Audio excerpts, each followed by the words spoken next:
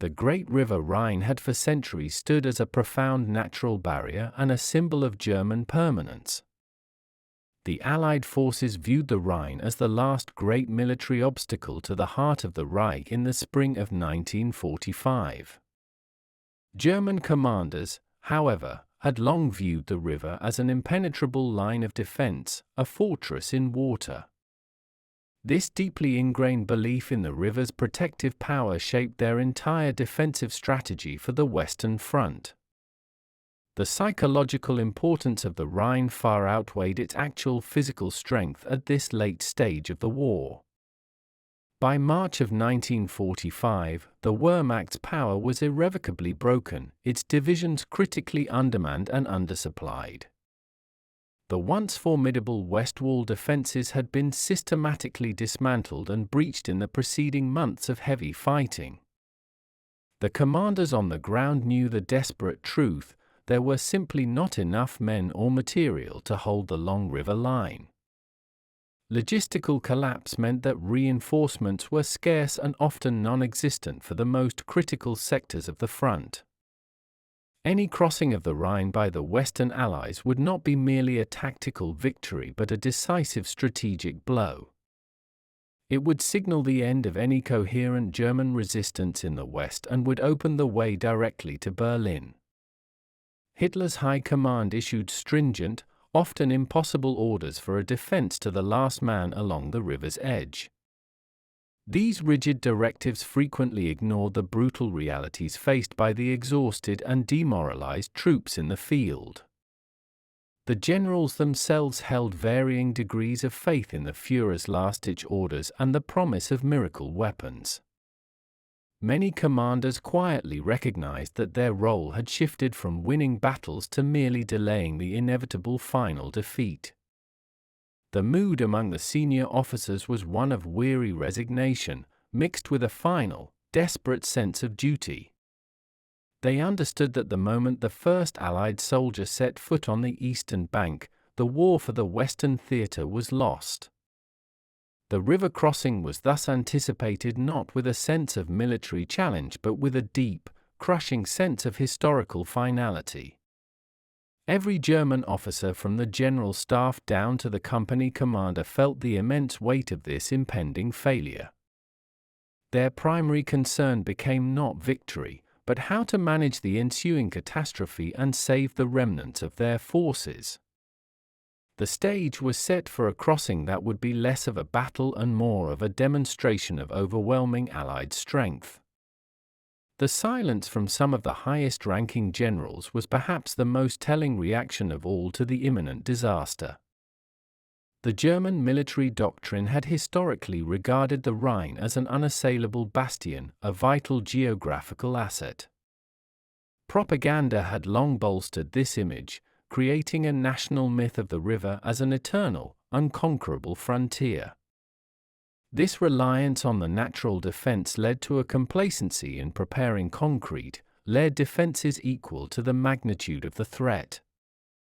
Commanders were often over-reliant on the river's width and current to do the work that well-equipped divisions should have done. General Staff plans for the defense of the West focused heavily on holding territory west of the river until the last possible moment. The rapid collapse of the Western Front following the Battle of the Bulge exposed the fallacy of these static defenses. The lack of reserves and the constant siphoning of men to the Eastern Front left the Rhine's defenses dangerously thin. Many of the remaining defensive positions were manned by elderly Volkssturm units or inexperienced, very young soldiers. German field commanders had repeatedly warned their superiors of the critically low troop levels facing the advancing Allied armies. These dire reports were often dismissed or minimized by the High Command, which was consumed by Hitler's unrealistic expectations. When the Allies reached the Rhine, many commanders expressed shock not at the speed of the advance but at the state of their own defenses.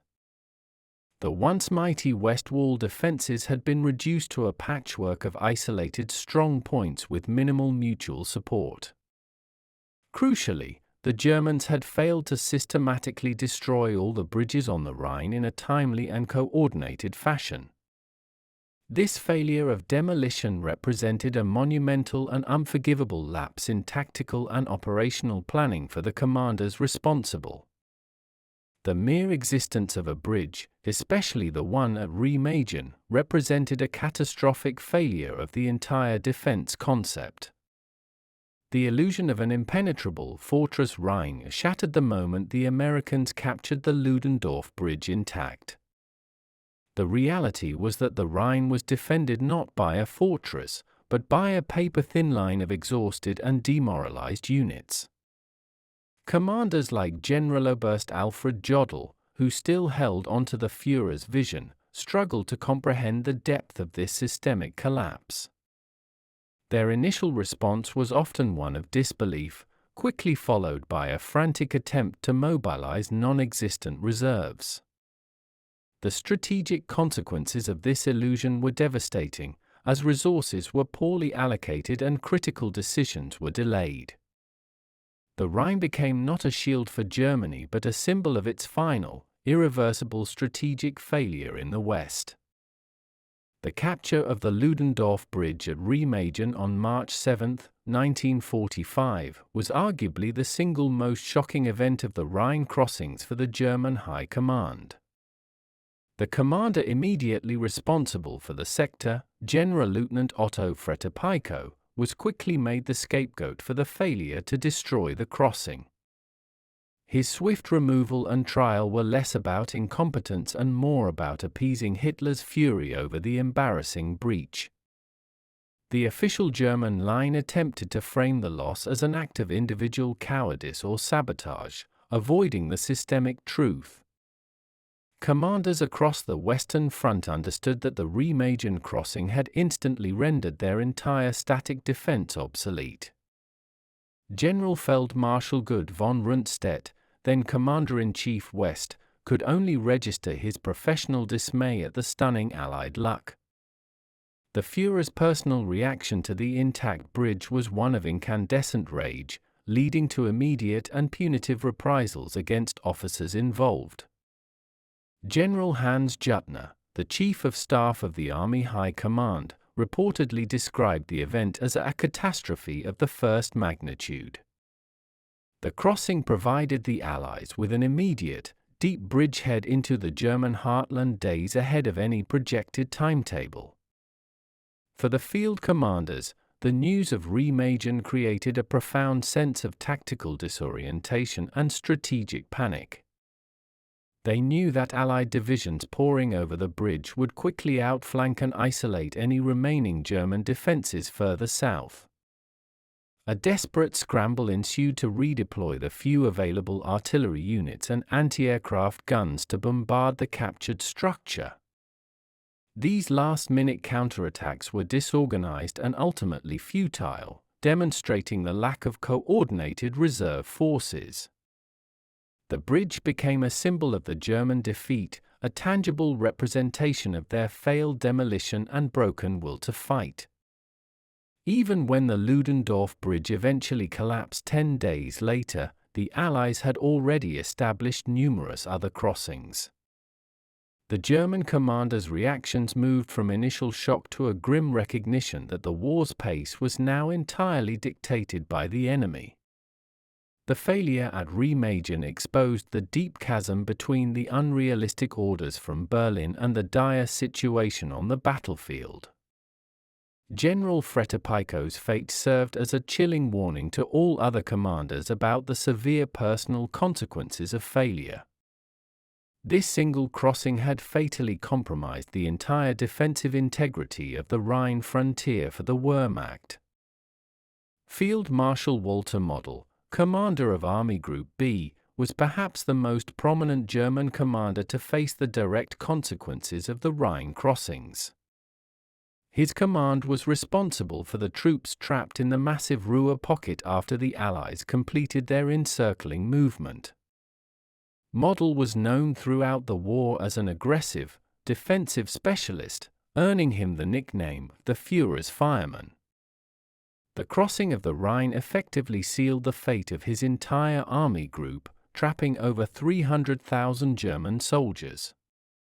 His reaction was characterized not by a dramatic quote, but by a quiet, professional resignation to the inescapable military facts.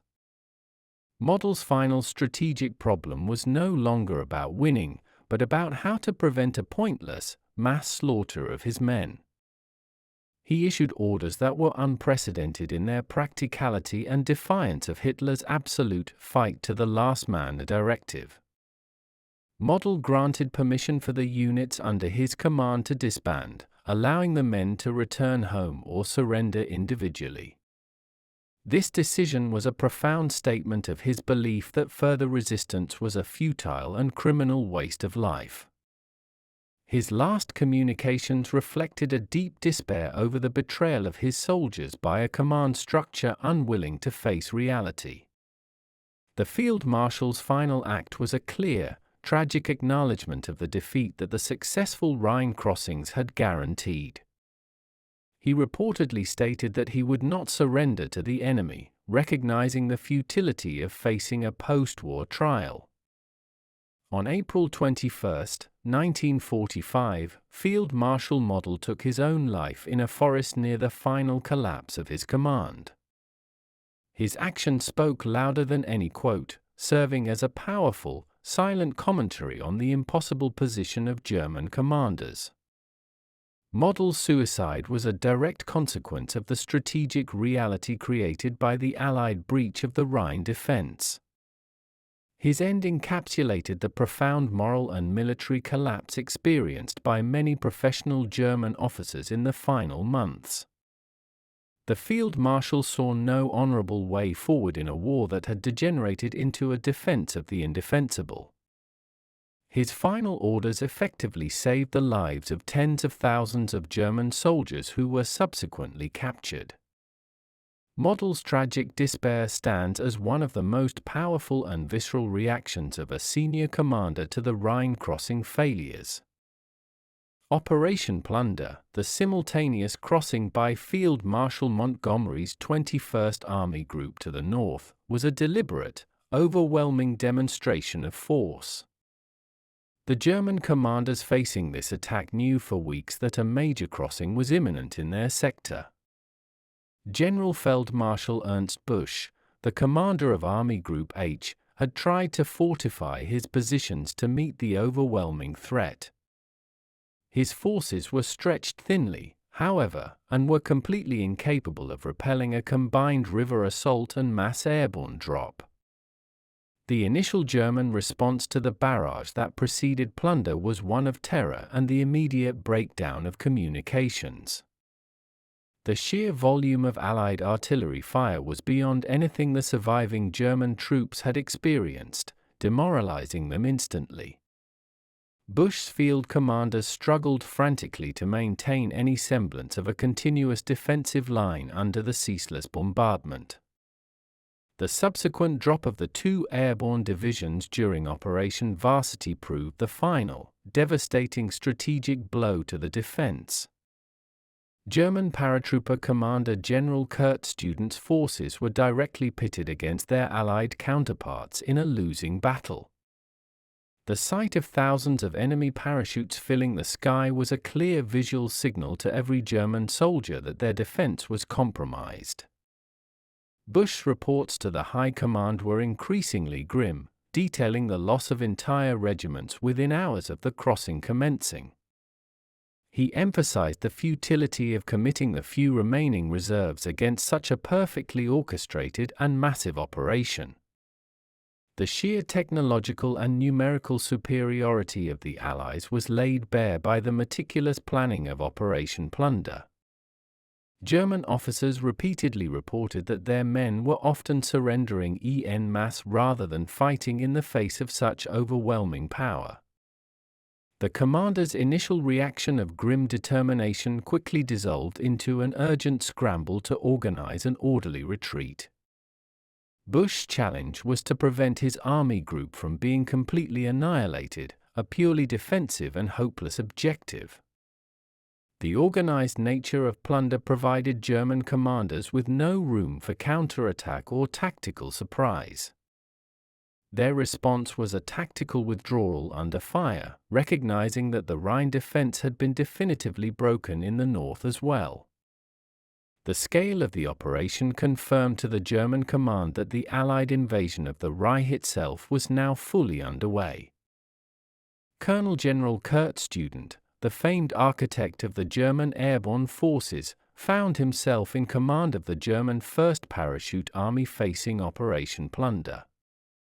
His personal reaction to the mass Allied airborne landings of Operation Varsity was one of profound strategic anger and professional frustration. Student had always held his elite paratroopers to the highest standard, and their annihilation on the Rhine's eastern bank was a bitter pill to swallow. He was furious that his dwindling forces were being committed in a static, defensive role, a misuse of their intended shock assault capabilities. His communications to his subordinate commanders emphasized the necessity of a last-ditch, fanatical resistance to stem the flow of troops. Student recognized immediately that the simultaneous river crossing and airborne drop was a perfect military maneuver that his forces could not withstand. He likely viewed the strategic deployment of the remnants of his forces as a futile gesture, but one demanded by his loyalty to the regime.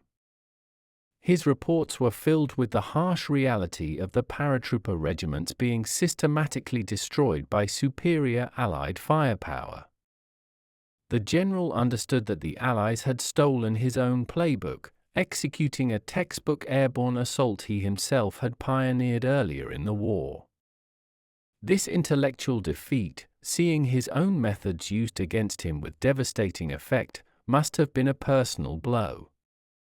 Student's fury was rooted in the knowledge that his men were fighting not against an equal enemy but against the unanswerable weight of the Allied war machine.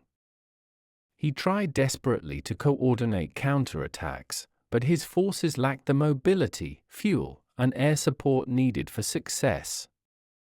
The commander reportedly expressed a desperate wish for his men to fight a better battle, but the means to do so were simply absent.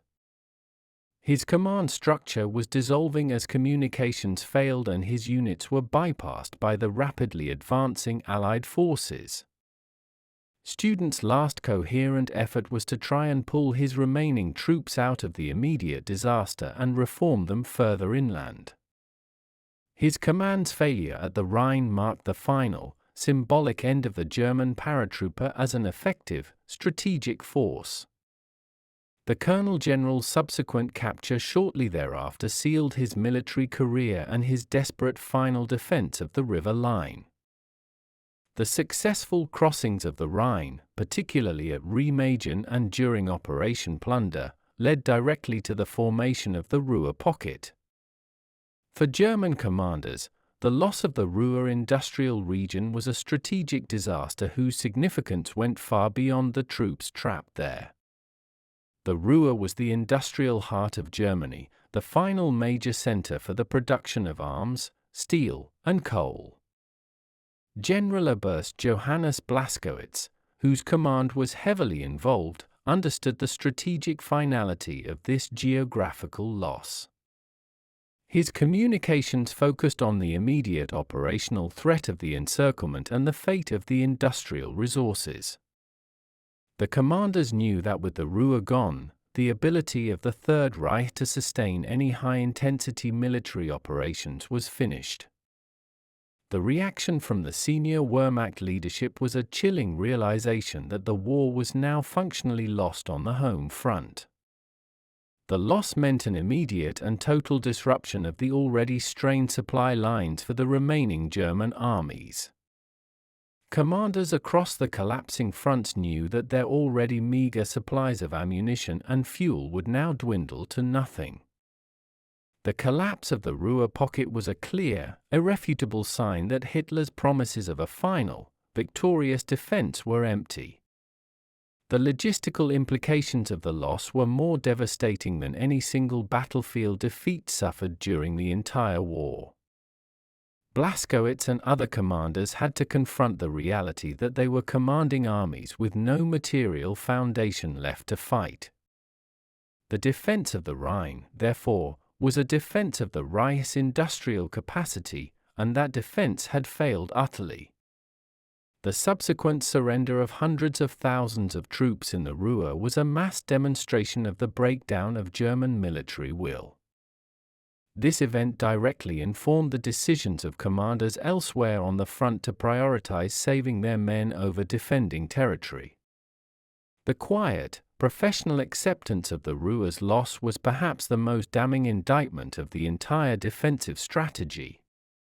It signaled a shift in the German officer corps from military objectives to purely humanitarian or internal political ones. The great industrial heartland of Germany now lay in enemy hands, and with it, the possibility of winning the war vanished completely. A recurring theme in the German commanders' post-action reports was their complete unpreparedness for the speed and agility of the Allied advance. They had planned for a set-piece battle, a slugging match across the wide river, a scenario that never materialized. The rapid exploitation of the intact bridge at Remagen completely unhinged their rigid, pre-planned defensive deployment. Commanders were constantly playing catch-up, trying to shift units that often lacked fuel and transportation to critical breach points. The communications infrastructure, already fragile, collapsed completely under the strain of continuous Allied air superiority and rapid movement. Field orders and intelligence reports were often hours or even a full day out of date, making real-time command nearly impossible. The few counterattacks they managed to launch were often striking empty ground or were easily dispersed by concentrated Allied armor. Generals were constantly reporting a lack of reliable reconnaissance, blinded by the complete domination of the skies by the enemy. The quickness of the Allied crossings meant that the German troops never had the time to fully prepare secondary defensive positions further inland.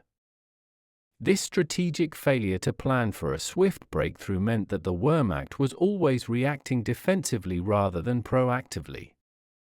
The commanders lamented the lack of a mobile reserve capable of immediately sealing a breach once the river was crossed. Hitler's insistence on holding every inch of ground prevented the tactical flexibility needed for a successful defense in depth. Many German officers privately acknowledged the stark contrast between their cumbersome command structure and the fluid Allied maneuver warfare. The swiftness of the crossing created a demoralizing cascade effect that turned an orderly retreat into a widespread rout. The enemy's speed allowed them to bypass entire garrisons and fortifications, rendering them useless without a fight. The commanders could only watch as their fragmented units were bypassed and enveloped in a matter of a few decisive days. This lack of strategic and tactical speed was one of the most critical reasons cited by commanders for the immediate collapse of the front. General George S. Patton's Third Army made a lesser-known but highly symbolic crossing of the Rhine near Oppenheim. Patton, always conscious of his image and historical place, sought to cross the river with maximum psychological effect. His forces crossed without the massive air and artillery support of Plunder, almost as a secondary, quiet maneuver. The German commanders in that sector were completely surprised, as they had not anticipated a crossing so far south and so swiftly. The official German reaction was one of bewilderment, quickly turning to anger over the sheer effrontery of the crossing. Patton later famously declared he had crossed the river without benefit of immediate authority, humiliating the opposing German commanders. The local German commanders were caught completely off guard, having been distracted by the main efforts further north. This unexpected crossing demonstrated the Allied ability to strike anywhere, anytime, breaking the remaining German defensive will. The German response was again disorganized, attempting to hastily assemble forces that were already retreating from other sectors. The very ease with which Patton's forces crossed, facing only scattered and ineffective resistance, was a profound insult to the Wehrmacht. It suggested that the Rhine was no longer even a serious barrier but a mere obstacle to be casually overcome. The element of surprise achieved by Patton underscored the total breakdown of German intelligence and reconnaissance. For the German commanders, the crossing was a clear indicator that the enemy was running loose and uncontrolled across the Rhine. This crossing signaled the final dissolution of any pretense of an unbroken, continuous defensive line along the river. Patton's personal ambition to cross the river before Montgomery was an internal Allied competition that the German command could not exploit. Instead, it simply resulted in another unexpected and irreversible breach of their final major water barrier. The most devastating reaction among the German officer corps was the palpable sense of the collapse of the entire command structure. The crossings were not merely a tactical defeat but a systemic failure that demonstrated a loss of control from Berlin downwards. Commanders at the division and corps level frequently found themselves operating without any reliable communication from their army groups. Orders from the Führer's headquarters were often completely detached from reality, demanding impossible counterattacks or static defenses. Generals were increasingly forced to make autonomous, life-and-death decisions, often in direct contravention of the official directives. This breakdown of the chain of command created widespread confusion and prevented any coordinated, large-scale German response to the crossings. Reports from the front lines often did not make it past the regimental headquarters due to severed telephone lines and radio silence. The inability to accurately assess the enemy's strength or direction of advance led to a paralyzing state of strategic ignorance. Some commanders, recognizing the futility of the situation, simply ceased aggressive operations and focused on survival. The most pragmatic generals began to subtly maneuver their remaining forces to surrender to the Western Allies rather than the Soviets. This act of tactical surrender was a clear betrayal of the regime, yet it was often viewed as a moral imperative to save their troops. The final days of the Rhine defense were marked by a tragic paralysis, where orders were given but no one had the resources to execute them. The crossings exposed the hollow shell that the Wehrmacht had become, a force with a rigid spine but no muscle to act.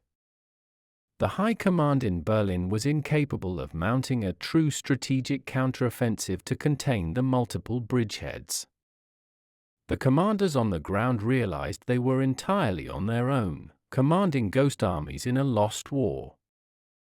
Their final, unspoken communication was the sight of their retreating, broken forces, a testament to the shattered authority of the Reich. General Field Marshal Albert Kesselring, a highly regarded commander from the Italian campaign, was transferred to the Western Front in March 1945. He replaced Gerd von Rundstedt as Commander-in-Chief West, inheriting a front that was already in the terminal stages of collapse.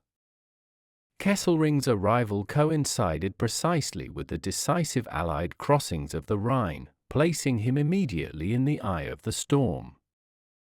His initial reaction was one of profound strategic shock at the complete disparity between the forces under his command and the Allied power. He reportedly stated that the situation in the West was far more dire than anything he had faced during his long retreat in Italy. Kesselring's task was essentially impossible: to stabilize a disintegrating front with non-existent reserves and crumbling morale. He immediately attempted to bring a measure of discipline and organization to the chaotic German defense east of the Rhine. His orders focused on establishing temporary defensive lines and counterattacking the Allied bridgeheads with any available formation.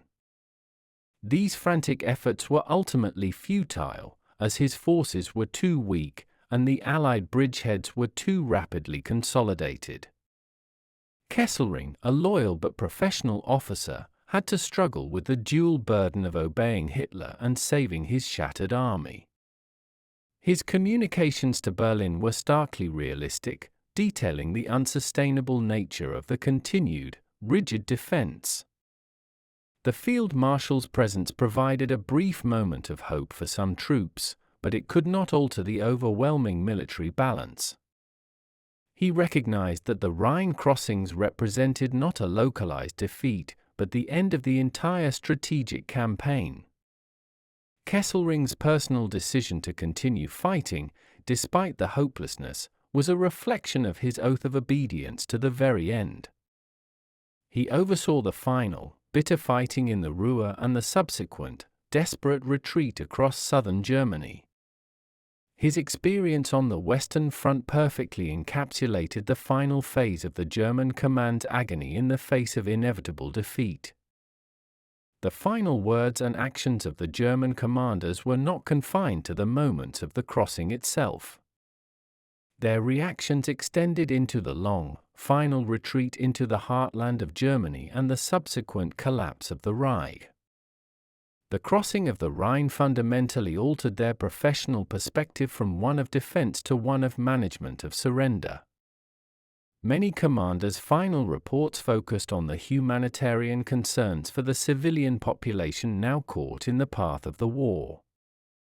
The loss of the Rhine barrier forced them to confront the reality of Allied armies operating deep within their national territory. Their communications began to reflect a growing desire to end the war quickly, in opposition to Hitler's suicidal demands for a prolonged fight. The commanders understood that every mile of retreat meant more damage to German cities and more lives lost unnecessarily. The final, silent communication from the General Staff was the slow, agonizing process of their own disintegration and final capitulation. Their legacy is a complex mix of professional duty, strategic failure, and a desperate, final attempt to save their soldiers. The Rhine crossings shattered the German command's illusion of a possible stalemate or a negotiated peace with the West. The successful breach of the Great River Line signaled a strategic inevitability that no amount of fanaticism could overcome. The commander's final words were often orders to lay down arms, a professional acknowledgement that the war was irrevocably lost. The end of the Rhine defense was the beginning of the end for the entire German military machine in the Western theater.